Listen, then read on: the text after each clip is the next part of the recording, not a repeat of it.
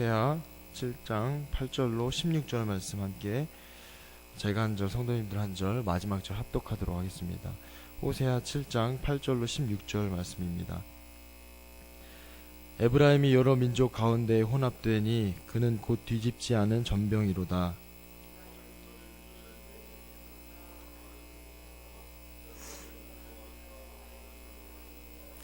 이스라엘의 교만은 그 얼굴에 드러났나니 그들이 이 모든 일을 당하여도 그들의 하나님 여호와께로 돌아오지 아니하며 구하지 아니하도다.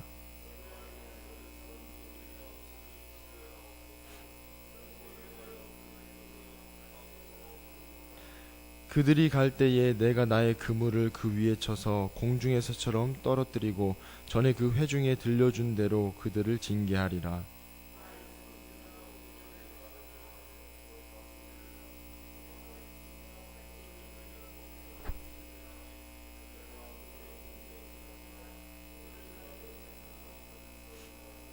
성심으로 나를 부르지 아니하였으며 오직 침상에서 슬피 부르짖으며 곡식과 새 포도주로 말미암아 모이며 나를 거역하는도다.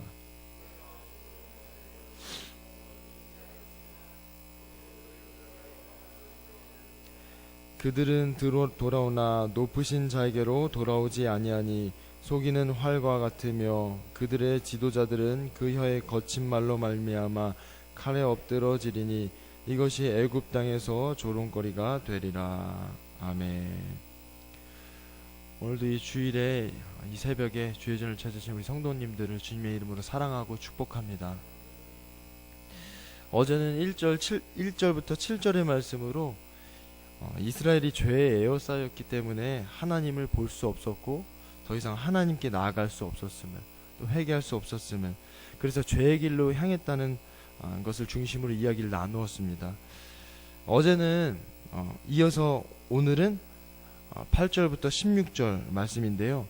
이 이스라엘을 대표하는 이 에브라임이 이방 나라와 뒤섞였고 이로 인해서 더 이상 하나님의 백성이 아니라 이방 민족과 같이 되어버려서 하나님께서 징계하시고 조롱거리로 만들겠다고 그렇게 말씀하십니다.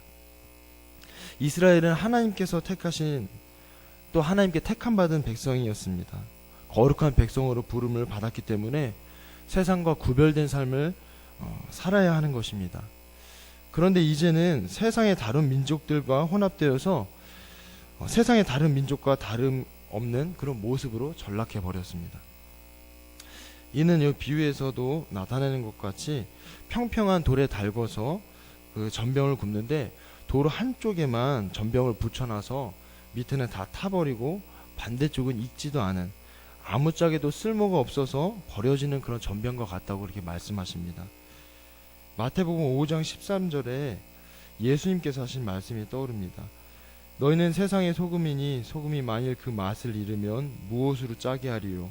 후에는 아무 쓸데없어 다만 밖에 버려져 사람에게 밟힐 뿐이니라.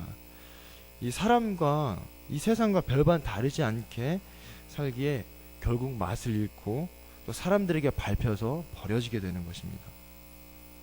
하나님을 의지하지 않고 또 세상을 의지하고 또 이방 민족을 의지할수록 하나님의 백성이었던 이 이스라엘은 더욱 세상과 다름없는 모습으로 변해갑니다.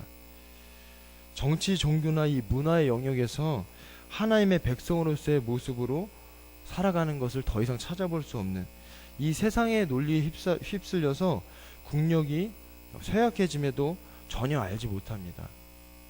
나이가 들어서 머리가 휘어지는 현상이 예기치 않게 일어났고 이 2-3년 이 짧은 기간에 정치적으로 또 경제적으로 힘을 완전히 상실하고 또 쇠약해져 버립니다.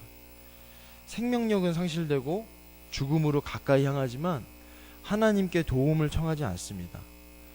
생명의 주관자 되신 하나님을 찾기보다 끝내 어리석게 애굽과 아수르를 찾아다닙니다. 저희 함께 11절, 12절 함께 한 목소리를 읽어보도록 하겠습니다. 11절, 12절 한 목소리 읽도록 하겠습니다. 에브라임은 어리석은 비둘기같이 지혜가 없어서 애굽을 향하여 부르짖으며 아수르로 가는도다. 그들이 갈 때에 내가 나의 그물을 그 위에 쳐서 공중의 새처럼 떨어뜨리고 전에 그 회중에 들려준 대로 그들을 징계하리라. 이 이스라엘의 정치 지도자들이 친아수르파와 또 반아수르파로 나뉘어서 당파적인 싸움만 거듭하면서 갈피를 잡지 못하고 있습니다. 이런 이스라엘을 징계하시겠다고 말씀하시는 것입니다. 너희들의 주인은 애굽도 아니고 아수르도 아니라 나 여호와 하나님이라는 사실을 가르쳐 주겠다고 말씀하시는 것입니다. 그동안 하나님 앞에 범죄하여 다시 돌아올 기회를 또 주시고 징계하시고 또 징계하셨지만 이스라엘은 끝내 돌아오지 않았습니다. 어르고 달래도 돌아오지 않고 징계하여도 돌아오지 않고 이스라엘 백성들이 유독 이 하나님을 떠올릴 때가 있음을 이 13절 14절을 통해서 알 수 있습니다. 함께 13, 14절 함께 읽어보도록 하겠습니다. 화 있을진저 그들이 나를 떠나 그릇 갔음이니라. 패망할진저 그들이 내게 범죄하였음이니라. 내가 그들을 건져주려 하나 그들이 나를 거슬러 거짓을 말하고 성심으로 나를 부르지 아니하였으며 오직 침상에서 슬피 부르짖으며 곡식과 새 포도주로 말미암아 모이며 나를 거역하는도다. 이 이방 민족들로 인해 경제 정치적으로 쇠약해져서 국력이 급격히 쇠퇴하고 결국은 패망하게 되기까지 하나님을 찾지 않다가 먹고 살기 힘들어지자 하나님을 찾습니다. 처음부터 이스라엘을 건져주기를 원하셨고 또 치료하기를 원하셨고 또 구원하기를 원하셨는데 이 하나님께 마음을 다해서 회개하고 돌아오려고 하나님을 찾기보다는 그저 형식적인 모습으로 희생제물을 또 번제물을 드림으로 여전히 마음에는 회개하지 않고 돌이키지 않는 그런 거짓된 모습으로 하나님 앞에 나오는 것입니다. 침상에서 통곡하고 또 슬피 울부짖지만 하나님을 찾는 것이 아니라 자신의 신세를 한탄하고 또 자기 연민에 빠져 아우성칩니다. 이들의 관심은 오직 새 포도주와 또 곡식이기에 하나님을 찾기는 하지만 이 하나님을 찾는 내용에 있어서는 이스라엘을 택하시고 이제까지 이끌어 오셨던 이 이스라엘의 주권자이신 여호와 하나님이 아니라 풍요를 주는 이 바알을 하나님으로 여기며 찾고 있는 이 이스라엘의 어리석은 모습을 보게 되는 것입니다. 제가 말씀을 준비하고 묵상하면서 이스라엘 백성과 오늘 살아가는 저희들과 다른 점이 무엇이 있을까 한번 생각해 보았습니다. 왜냐하면 이 말씀을 보면서 어떻게 저렇게까지 하나님을 떠날 수 있을까, 또 어떻게 저렇게까지 하나님을 외면할 수 있을까, 이런 질문을 하게 되었기 때문입니다. 묵상하면서 몇 가지 말씀을 생각나게 해주셨는데요. 요한복음 14장 26절은 보혜사 곧 아버지께서 내 이름으로 보내실 성령 그가 너희에게 모든 것을 가르치고 내가 너희에게 말한 모든 것을 생각나게 하리라. 또 요한복음 16장 13절은 그러나 진리의 성령이 오시면 그가 너희를 모든 진리 가운데로 인도하시리니 그가 스스로 말하지 않고 오직 들은 것을 말하며 장래일을 너희에게 알리시리라. 성령께서 우리 안에 오셔서 늘 우리와 함께 하시며 또 주님을 믿는 자들에게 주의 뜻을 가르치시고 진리의 길로 인도하신다고 말씀하시는 것이 떠올랐습니다.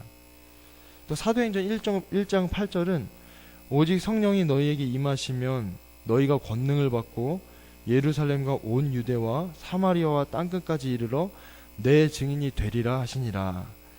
이제는 세상을 쫓으면서 나를 위해 살아가는 것이 아니라 구원을 베푸신 그 하나님의 은혜와 사랑을 증언하는 증인된 삶을 살아가게 하시겠다는 그런 말씀이 떠올랐습니다. 또 로마서 8장 26절은 이와 같이 성령도 우리의 연약함을 도우시나니 우리는 마땅히 기도할 바를 알지 못하나 오직 성령이 말할 수 없는 탄식으로 우리를 위하여 친히 간구하시느니라.